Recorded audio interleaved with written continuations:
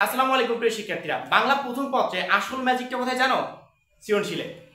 একটা শিক্ষক তোমাকে সৃজনশীলে ৮ দিবে নাকি ৯ দিবে নাকি ১০ দিবে সেটা সম্পূর্ণ ডিপেন্ড করে ওই শিক্ষকের উপর।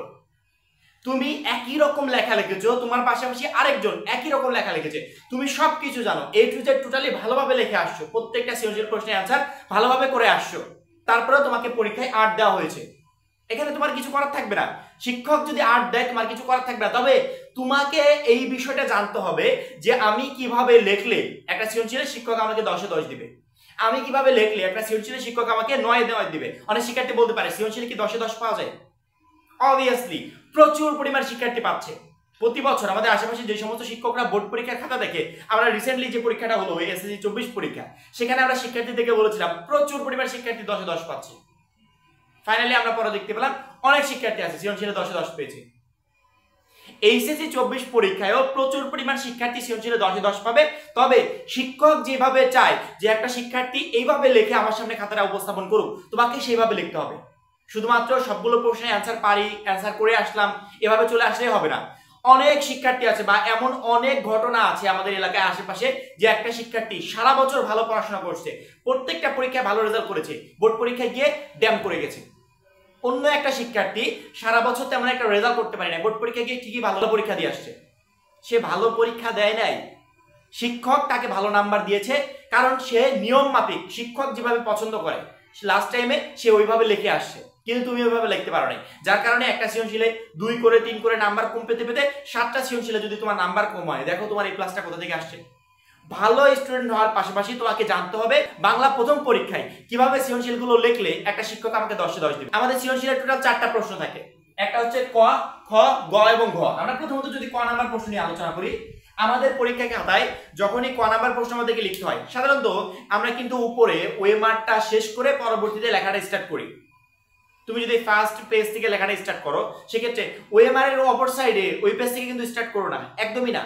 তুমি যেখান থেকে লেখাটা স্টার্ট করেছো সেখানে প্রথমত তুমি ক নাম্বার প্রশ্ন লিখবে। এখন ক নাম্বার প্রশ্ন লেখার সময় তুমি একটা কাজ করবে, সেটা হচ্ছে মনে করো ক বিভাগ থেকে তুমি ৩টা প্রশ্নের অ্যান্সার দিবে, বা ক বিভাগ থেকে মনে করো ২টা প্রশ্নের অ্যান্সার দিবে। সেই ক্ষেত্রে তোমাকে মাস্ট বি লিখে নিতে হবে ক বিভাগ।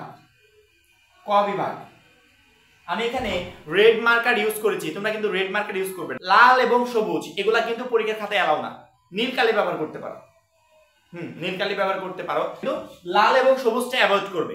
এই দুইটা বাদে আদার্স যে কোনো কিছু ব্যবহার করে। এবং তুমি এখানে যে ক বিভাগটা লিখেছো, এইটা তুমি লিখবে হচ্ছে কালো কালি দিয়ে ক বিভাগ।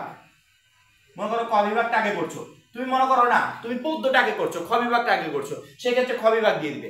তারপরে এভাবে সুন্দর করে আদার্স যদি অন্য কোনো কালি থাকে সেটা দিয়ে, এভাবে জেল পেন থাকলে জেল পেন দিয়ে একটা টান দিয়ে দিবে, কোনো প্রবলেম নাই। শুধুমাত্র সবুজ এবং লালটা অ্যাভয়েড করো, নানো যে কোনো কালি তুমি ইউজ করতে পারবে। জেল পেন দিয়ে এভাবে টান দিয়ে তুমি যদি ১ নাম্বার প্রশ্ন লেখা শুরু করো, সেক্ষেত্রে তুমি লিখবে ১ নং প্রশ্নের উত্তর। শুধুমাত্র এই সমস্ত লেখার পিছনে ডিজাইন করতে গিয়ে সময় নষ্ট করো না।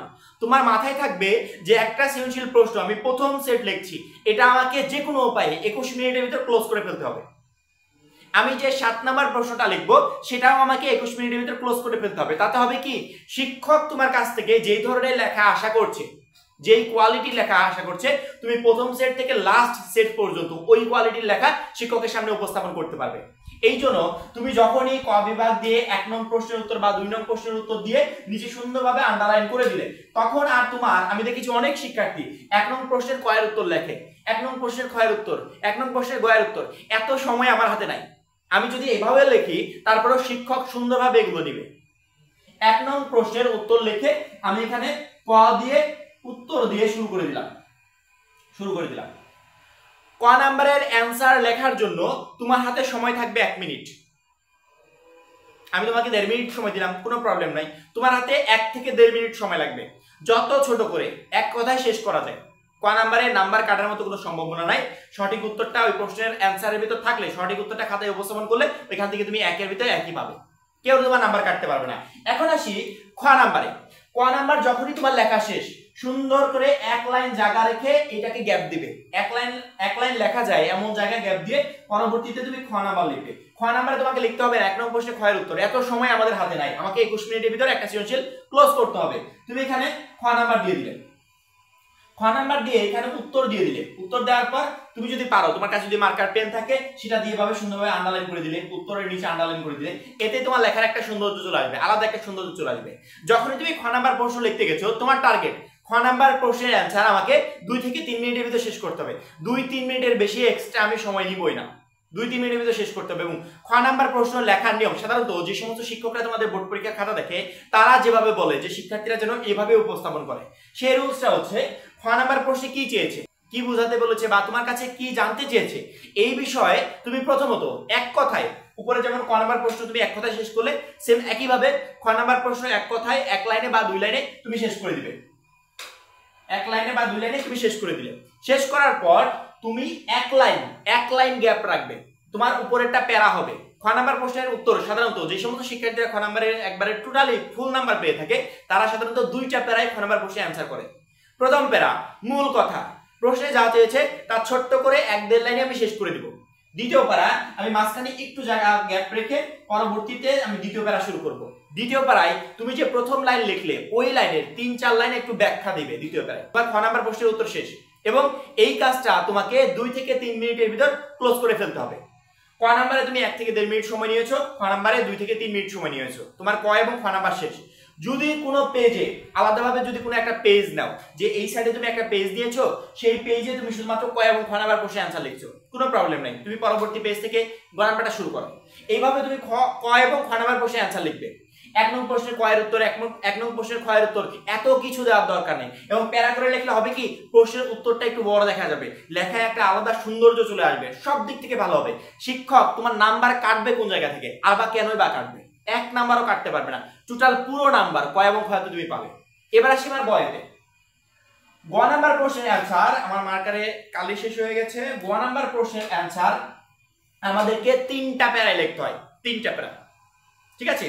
প্রথমত যে প্যারাটা লিখবে, তুমি যেমন খ নাম্বার প্রশ্নের অ্যান্সার লিখেছো, প্রশ্নে যা চেয়েছে তুমি 1 লাইনে বা 1.5 লাইনে তুমি শেষ করে দিয়েছো মূল কথাটা লিখে।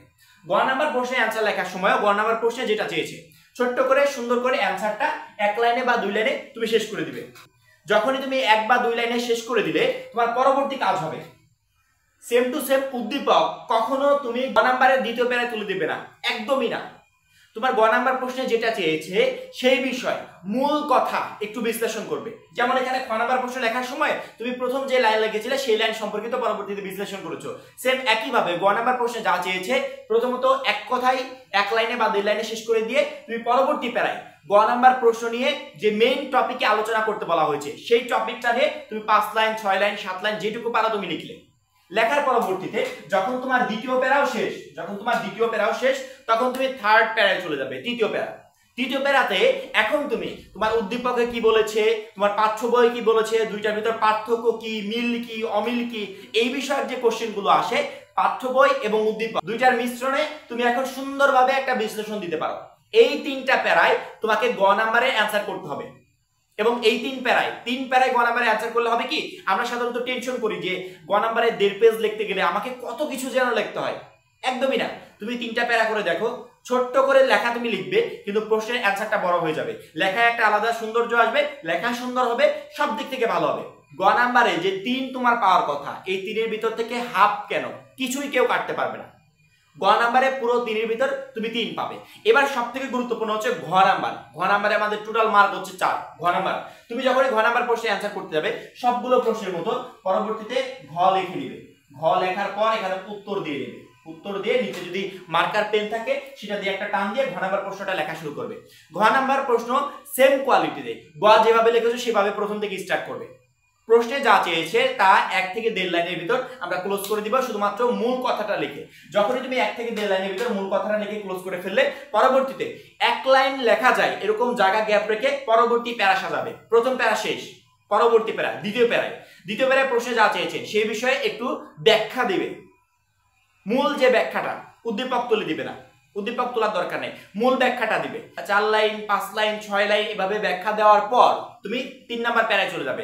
আবারও 3 নাম্বার প্যারা শুরুর আগে 1 লাইন লেখা যায় এরকম জায়গা ফাঁকা রেখে পরবর্তী 3 নাম্বার প্যারাটা শুরু করবে। এবং 3 নাম্বার প্যারায় তোমার প্রথম যে কাজটা হবে, তোমার প্রশ্নে যা চেয়েছে তার সাথে উদ্দীপক এবং পাঠ্য বইয়ের মিল অমিল কি, এই বিষয়গুলো 3 নাম্বার প্যারাতে, ঘ নাম্বারের 3 নাম্বার প্যারাতে উল্লেখ করবে।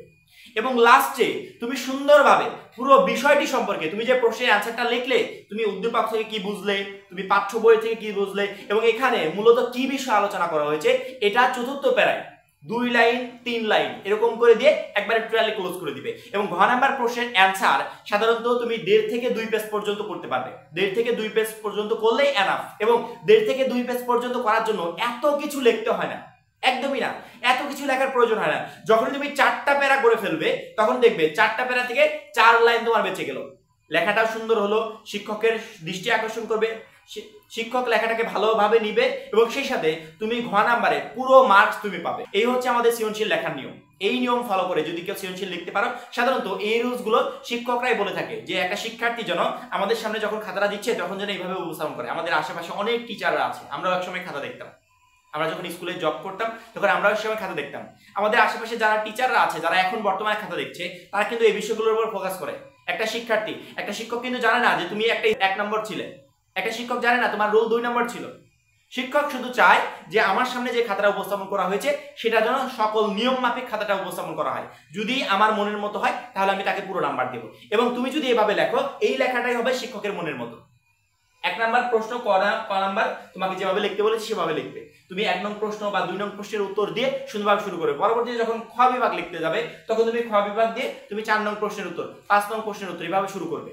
পরবর্তীতে তুমি শুধুমাত্র ক, খ, গ, ঘ এভাবে দিয়ে লেখা শুরু করবে এবং সুন্দরভাবে ক নাম্বার তুমি 1 লাইনে লিখবে বা 2 লাইনে লিখবে, খ নাম্বার 2 প্যারায় লিখবে, গ নাম্বার 3 প্যারায় লিখবে, ঘ নাম্বার 4 প্যারায় লিখবে। এভাবে সুন্দরভাবে তুমি লেখাটা ক্লোজ করে দিবে। তুমি দেখবে প্রথম সেট সৃজনশীল প্রশ্নে তোমার যতটুকু সময় লেগেছিল, যেভাবে লেখা হয়েছে, লাস্টেরটাও ওইভাবে লেখা হয়েছে। সেক্ষেত্রে শিক্ষক তোমাকে প্রত্যেকটা সৃজনশীল প্রশ্নে 9 থেকে 10 নাম্বার দিতে বাধ্য, মাস্ট বি দিবে। শিক্ষক তোমার নাম্বার কেটে রেখে বাড়িতে নিয়ে যাবে না। শিক্ষক একটা শিক্ষার্থী যা প্রাপ্য তা অবশ্যই দিয়ে দিবে। এখন এই পর্যন্তই এইচএসসি 24 সম্পর্কিত পরবর্তী যে কোনো সাজেশন সবার আগে পেতে চাইলে অবশ্যই আমাদের অলওয়েজ আপডেট চ্যানেলটাকে সাবস্ক্রাইব করে পাশে বেল আইকনটাতে ক্লিক করে রাখবে। সবাই ভালো থাকবে, সুস্থ থাকবে, খোদা হাফেজ।